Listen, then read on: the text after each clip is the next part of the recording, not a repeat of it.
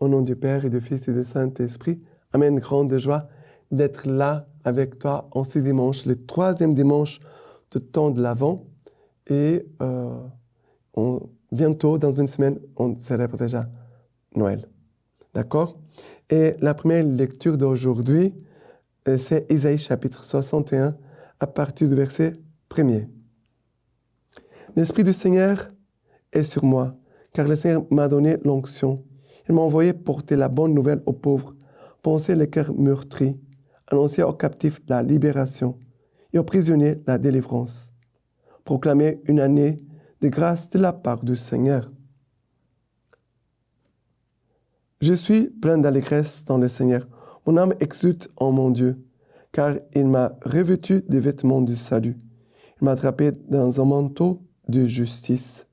Comme l'époux qui se confie, coiffe d'un diadème, comme la fiancée qui se pare de ses bijoux, car de même que la terre fait éclore ses germes, et qu'un jardin fait germer sa semence, ainsi le Seigneur Dieu fait germer la justice et la louange devant toutes les nations. Alors, ici nous est dit, c'est la vocation d'un prophète, le titre de ce passage. L'Esprit du Seigneur est sur moi, car le Seigneur m'a donné l'onction. Il m'a envoyé porter la bonne nouvelle aux pauvres, panser les cœurs meurtris, annoncer aux captifs la libération et aux prisonniers la délivrance, pour proclamer une année de la grâce du Seigneur. C'est cela que Jésus est venu faire au milieu de nous. Ce texte, c'est un texte prophétique. On parle d'un prophète, mais Jésus, il est vraiment prêtre, sacerdoce, roi et prophète. Jésus, il est vraiment roi, prophète et sacerdote. Et comme prophète, Jésus, et sur lui, l'Esprit Saint, l'action divine en lui, et son incarnation, qu'est-ce qu'il va faire? Vraiment, il vient pour envoyer la bonne nouvelle aux pauvres, penser les cœurs blessés, meurtris, à annoncer aux captifs la libération, aux prisonniers la délivrance, proclamer une année de la grâce du Seigneur. Et ce texte nous dit déjà qu'est-ce que Jésus va venir faire sur cette terre. Et ce que Jésus veut faire déjà aujourd'hui. Si tu touches ta pauvreté, accueille la bonne nouvelle. Si tu touches ton cœur meurtri, accueille, Jésus vient guérir. Si tu touches que tu es prisonnier, captif, Jésus vient t'annoncer la liberté. Si tu te vois prisonnier, Jésus vient pour t'apporter la délivrance. Si tu vois que cette année n'a pas été bonne, que tu vois toujours les choses d'une façon négative, ça ne va pas. Un regard toujours négatif. Alors Jésus vient pour t'éclairer tes yeux, ton âme, et pour te faire comprendre qu'il y a une nouvelle année de grâce que le Seigneur veut t'offrir. Une année de grâce. Car toute année, c'est une année de grâce.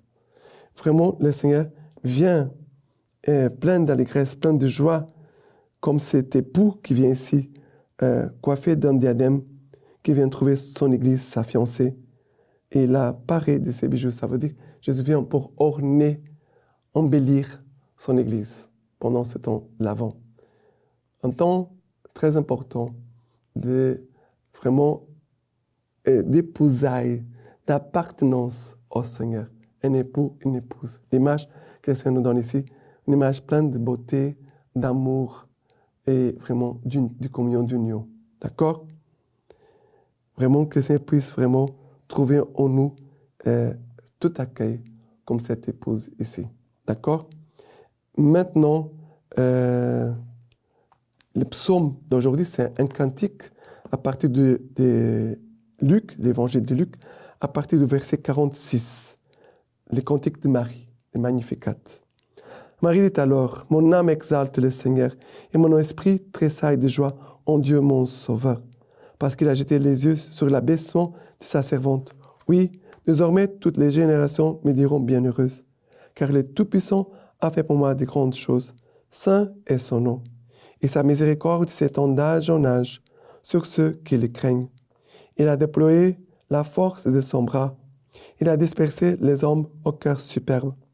Il a renversé les potentats de leur trône et élevé les humbles. Il a comblé des biens les affamés et renvoyé les riches les mains vides. Il est venu en aide à Israël son serviteur, se souvenant de sa miséricorde, selon qu'il avait annoncé à nos pères en faveur d'Abraham et de sa postérité à jamais.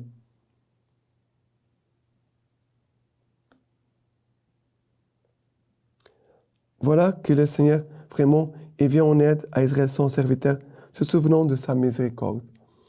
C'est un temps très fort de miséricorde, le temps de l'Avent. Et Marie, ici, elle chante la miséricorde de Dieu. Dieu ne nous a pas abandonnés à nos péchés, Dieu n'a pas abandonné l'œuvre de ses mains. Dieu vraiment a vu, a jeté les yeux sur l'abaissement de sa servante, on pourrait dire, de son Église, et aussi de chacun de nous. Le Seigneur nous voit et il veut faire en nous de grandes choses, car saint est son nom. Sa miséricorde s'étend sur ceux qui les craignent. Il déploie la force de son bras. Il disperse les hommes au cœur superbe. La Magnificat, moi j'aime beaucoup le Magnificat, mais j'aime beaucoup lire les passages, les citations ici, qui sont un peu plus dures pour nous. Il dit, il a dispersé les hommes au cœur superbe. C'est moi. Il a renversé les potentats de leur trône et a levé les humbles. Il doit me renverser. Le Seigneur doit me renverser. Et lui, il veut vraiment renvoyer ce qui en moi est riche. Ça veut dire que les passages, ici, il a de belles choses, mais il a comme un contraste entre les humbles et les superbes, les riches, les pauvres. Et moi, je me mets toujours de côté des orgueilleux, des riches, parce que j'ai besoin de descendre de toutes ces choses pour entrer vraiment dans ce qui est humble, petit, vrai, pauvre, qui est vraiment ouvert à la miséricorde de Dieu. Donc, Dieu veut nous communiquer sa miséricorde, mais je dois m'offrir à cette miséricorde. D'accord? Donc, nous ne doit pas avoir de résistance.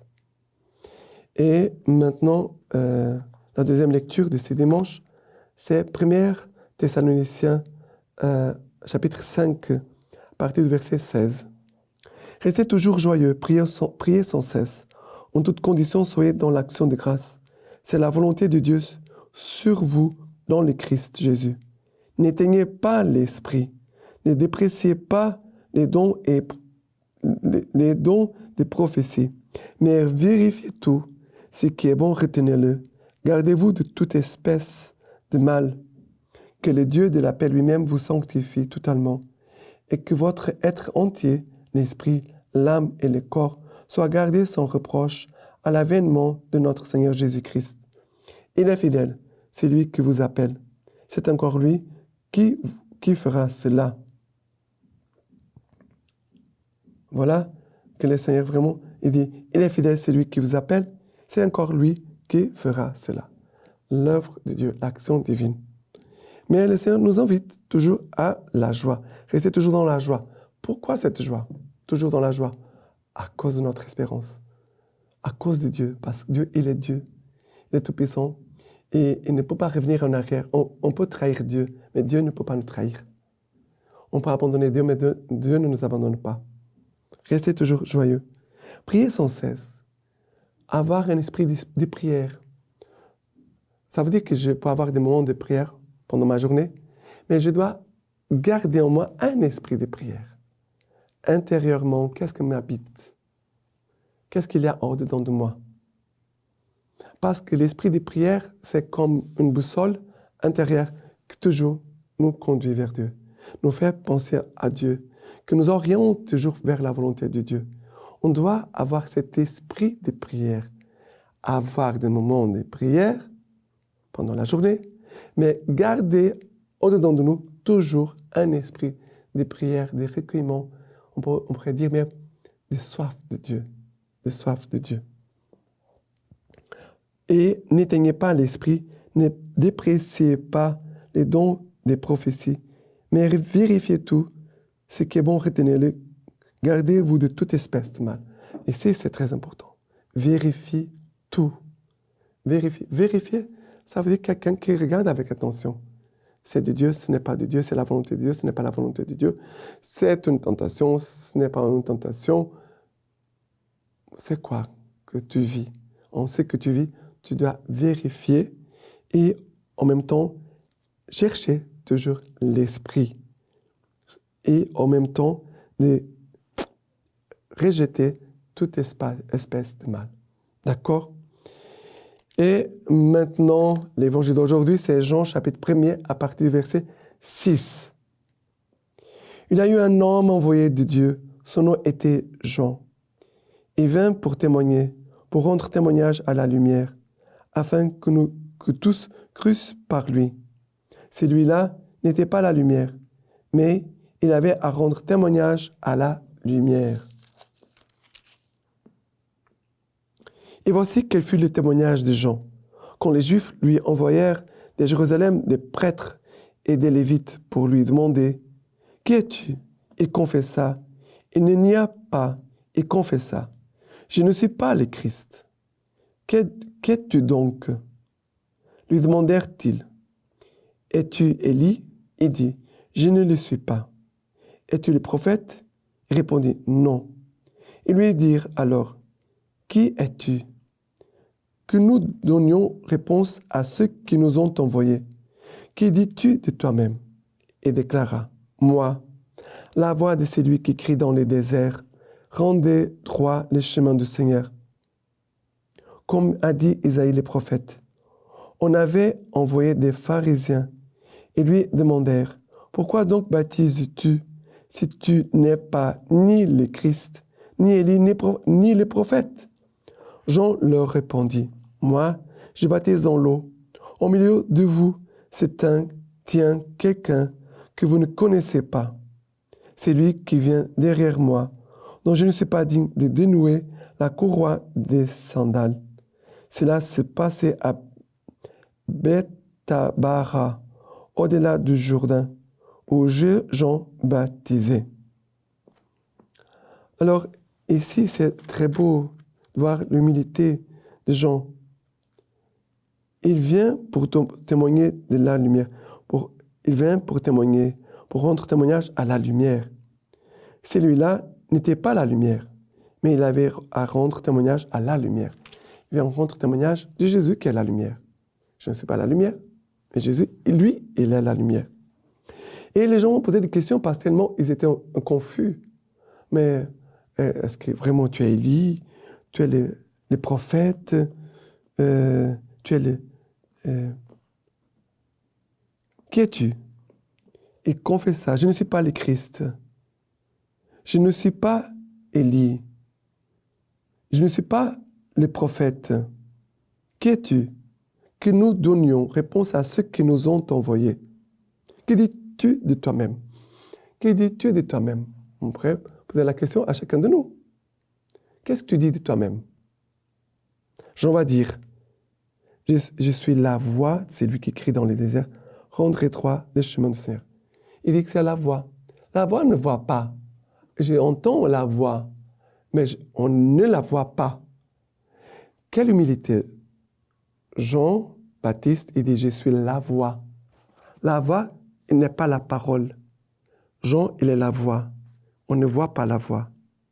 Mais Jean donne place à celui qui est la parole et il donne place à celui qui est le Verbe qui va se faire chair, qui va habiter parmi nous, qui va révéler à chacun de nous son visage. C'est magnifique, c'est magnifique. Et Jean va dire, je ne suis pas digne de dénouer la courroie de la sandale de Jésus-Christ. Viens derrière moi, celui dont je ne suis pas digne de dénouer la courroie de ses sandales. Quelle humilité, mais vraiment Jean, il est au service de Jésus.